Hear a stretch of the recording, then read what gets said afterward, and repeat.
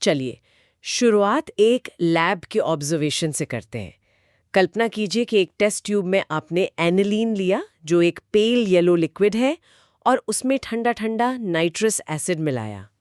अचानक solution clear हो जाता है, लेकिन अगर आप उसे बस कुछ देर के लिए गर्म होने दें तो उसमें से गैस के बुलबुले निकलने लगते हैं। ये क्या हो रहा है? ये ऑर्गेनिक केमिस्ट्री के सबसे कह सकते हैं अजीबोगरीब जादू में से एक की निशानी है। हम जानबूझकर एक ऐसा कंपाउंड बना रहे हैं जो इतना अनस्टेबल है कि वो खुद को तबाह करने पर तुला है। वाओ! और केमिस्ट उसी तबाही को कंट्रोल करके वो सब कुछ बना लेते हैं जो सीधे सीधे मतलब नामुमकिन था। मतलब इंस्टेबिलिटी ही इसकी असली ताकत है। ये तो सुनने में बड़ा दिलचस्प लग रहा है। बिल्कुल, आज हम इसी पैराडॉक्स को समझेंगे। यह है यूनिट 9 अमाइंस का एक बेहद जरूरी हिस्सा, method of preparation of diazonium salts. और ये जानना इसलिए जरूरी है, जैसा कि आपने इशारा किया, क्योंकि ये रिएक्शन ऑर्गेनिक सिंथेसिस में एक मास्टर की तरह है। ये उन दरवाजों को खोलता है जो वैसे हमेशा बंद रहते हैं। एग्जैक्टली। तो चलिए इस यूजफुल इंस्टेबिलिटी के रहस्य को खोलते हैं। सबसे पहले ये डायज़ोनियम सॉल्ट आखिर है क्या और बनता कैसे है? बहुत सिंपल शब्दों में, डायज़ोनियम सॉल्ट्स को बनाने के लिए हम एक एरोमेटिक प्राइमरी अमीन लेते हैं, जैसे एनिलीन। ठीक है। और उसे नाइट्रस एसिड यानी HNO2 के साथ एक बहुत ठंडे एसिडिक सॉल्यूशन में ट्रीट करते हैं। इसी प्रोसेस को डायज़ोटाइजेशन कहते हैं। ठीक है। एरोमेटिक प्राइमरी अमीन जैसे एनिलीन और ठंडा नाइट्रस एसिड। पर इसे दिमाग में बिठाने के लिए कोई पिक्चर, कोई एनालॉजी? जरूर। इसे एक मॉलिक्यूलर रिप्लेसमेंट सर्जरी की तरह सोचिए। एरोमेटिक अमीन हमारा पेशेंट है और उसके ऊपर लगा अमीनो ग्रुप -NH2 वो हिस्सा है जिसे हमें बदलना है। अच्छा, और सर्जन कौन है? सर्जन है नाइट्रस एसिड। वो आता है और बहुत सफाई से उस अमीनो ग्रुप को हटाकर उसकी जगह एक नया, बहुत ही रिएक्टिव और टेम्परेरी फंक्शनल ग्रुप लगा देता है, डाइजो ग्रुप -N2+। वाह, मॉलिक्यूलर रिप्लेसमेंट सर्जरी, ये इमेज तो दिमाग में बैठ गई। तो इसका मतलब ये सर्जन, मतलब नाइट्रस एसिड, सिर्फ टेम्परेरी फिक्स करता है, असली ऑपरेशन तो कोई और करने वाला है। एग्जैक्टली। ये नया ग्रुप एक तरह का इंसिजन है, एक खुला हुआ रास्ता जो आगे की बड़ी सर्जरी यानी सैंडमेयर या कपलिंग जैसे सब्स्टिट्यूशन रिएक्शंस को अलाउ करता है।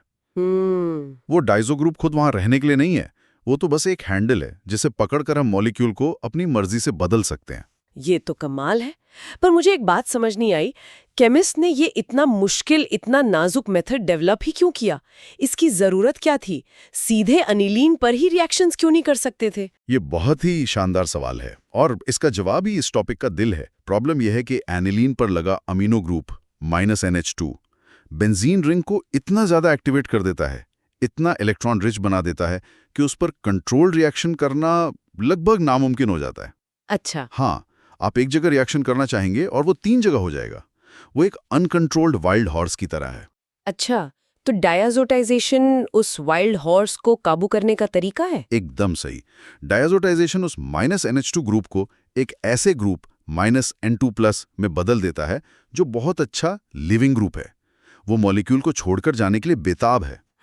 और इसी बेताबी का फायदा उठाकर हम उसकी जगह क्लोरीन, ब्रोमीन, साइनाइड या कुछ भी और लगा सकते हैं, वो भी बिल्कुल कंट्रोल तरीके से। अच्छा। 19वीं सेंचुरी में पीटर ग्रीस ने जब जर्मनी की बूमिंग डाई इंडस्ट्री में काम करते हुए ये केमिस्ट्री खोजी थी, तो इसने एरोमेटिक सिंथेसिस की दुनिया में क्रांति ला दी थी।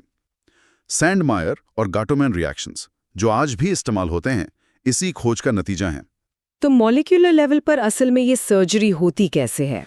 मॉलिक्यूलर लेवल पर सबसे पहले एसिड की प्रेजेंस में नाइट्रस एसिड से एक हाईली रिएक्टिव स्पीशीज बनता है जिसे नाइट्रोसोनियम आयन NO+ कहते हैं।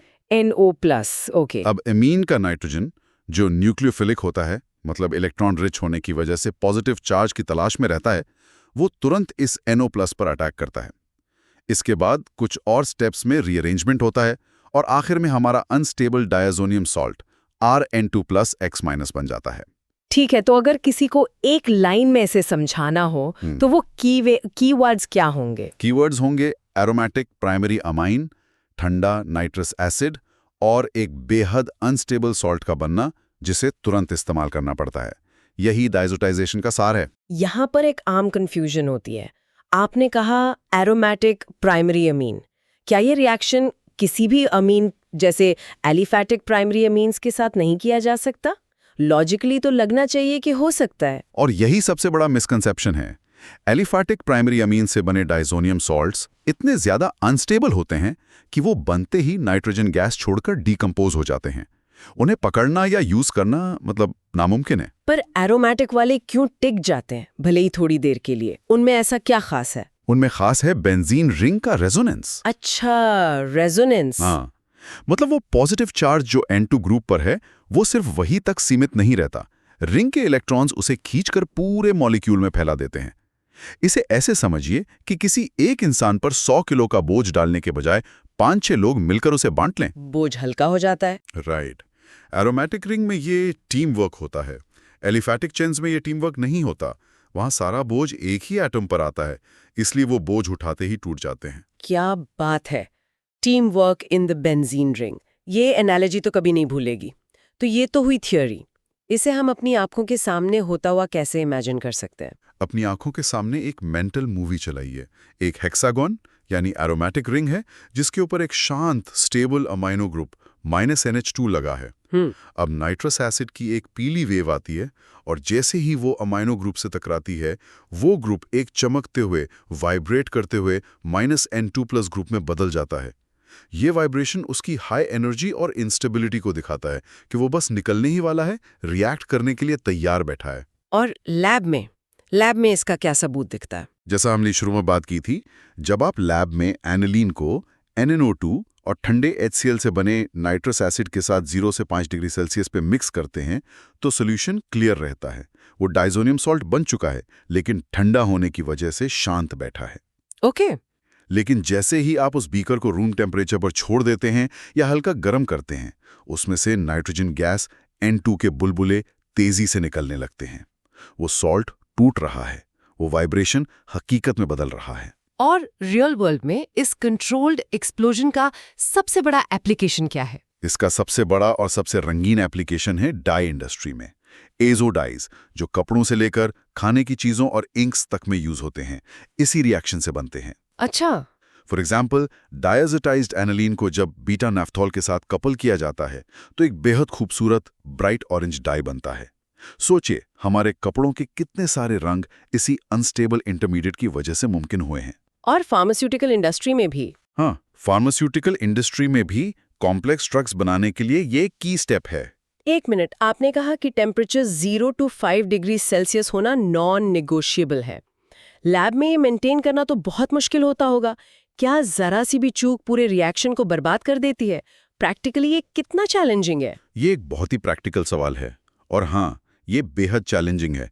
जरा सा भी टेम्परेचर ऊपर गया, मान लीजिए 10 डिग्री सेल्सियस भी हो गया, तो आपका काफी सारा प्रोडक्ट डीकंपोज होकर नाइट्रोजन गैस में बदल जाएगा। यील्ड बहुत कम हो जाएगी। ओह। इसीलिए इसे हमेशा आइस बाथ में ही किया जाता है। ये इस टॉपिक की वो शर्तें हैं जिनमें कोई रियायत नहीं है। तो लगता है अब हम उन नॉन नेगोशिएबल शर्तों पर आ गए हैं जो एग्जाम के लिए सबसे जरूरी है। चलिए उन्हें एक एक करके पक्का करते हैं। बिल्कुल, इस टॉपिक में कुछ चीजें हैं जो बिल्कुल गलत नहीं होनी चाहिए। Okay, let's hear them. Number 1, amine must be aromatic primary. ये फाउंडेशन है। एलिफैटिक नहीं, सेकेंडरी नहीं, टर्शरी नहीं, सिर्फ aromatic primary. Got it, not aliphatic. Number 2, reaction के लिए नाइट्रस एसिड चाहिए जिसे इन सिटू बनाया जाता है, यानी रिएक्शन मिक्सचर में ही सोडियम नाइट्रेट NaNO2 और ठंडे मिनरल एसिड जैसे HCl को मिलाकर। इन सिटू मतलब ऑन द स्पॉट। एग्जैक्टली। आप नाइट्रस एसिड की बोतल खरीद कर नहीं ला सकते, वो खुद अनस्टेबल होता है। राइट, उसे ताज़ा बनाना पड़ता है। एंड नंबर 3, जो सबसे क्रिटिकल लगता है, टेम्परेचर मस्ट बी फ्रीजिंग, 0 से 5 डिग्री सेल्सियस। No exceptions. ये नॉन निगोशिएबल है, वरना प्रोडक्ट डिकम्पोज हो जाएगा। No exceptions. ओके, और प्रोडक्ट बनने के बाद? यही चौथी बात आती है। The product is a ghost. Use it immediately और it vanishes. Diazonium salts thermally unstable होते हैं, इन्हें स्टोर नहीं किया जा सकता। अच्छा। इन्हें बनाकर तुरंत अगले स्टेप में यूज करना होता है। यूज इट और लूज इट। परफेक्ट।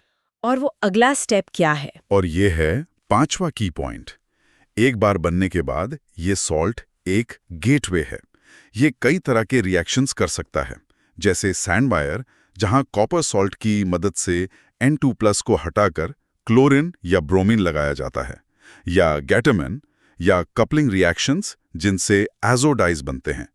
इसकी असली पावर इसी वर्सेटिलिटी में है। कमाल है।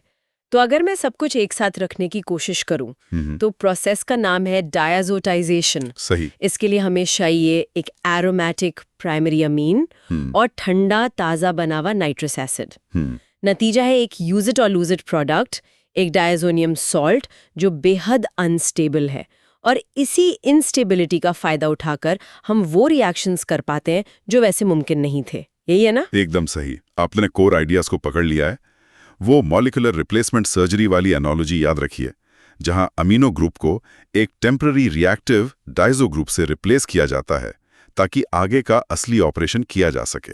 और इसका सबसे बड़ा रियल वर्ल्ड एग्जाम्पल है हमारे कपड़ों के रंग बिरंगे एजोडाइज। याद रखने वाली सबसे जरूरी बातें हैं: एरोमेटिक प्राइमरी अमीन, बहुत ठंडा टेम्परेचर और हाईली अनस्टेबल प्रोडक्ट। बिल्कुल। एरोमेटिक प्राइमरी अमीन, कोल्ड और अनस्टेबल प्रोडक्ट, ये 3 बातें इस टॉपिक की आत्मा है। ये वाकई दिलचस्प है कि केमिस्ट्री में इंस्टेबिलिटी और यूजफुलनेस के बीच इतना गहरा रिश्ता है। और अंत में यही सवाल हम सोचने के लिए छोड़ते हैं, अगर ये डाइज़ोनियम सॉल्ट इतना ही अनस्टेबल है, एक टिकिंग टाइम बॉम्ब की तरह, तो फिर ये ऑर्गेनिक केमिस्ट्री के सबसे पावरफुल एंड वर्सेटाइल टूल्स में से एक क्यों है?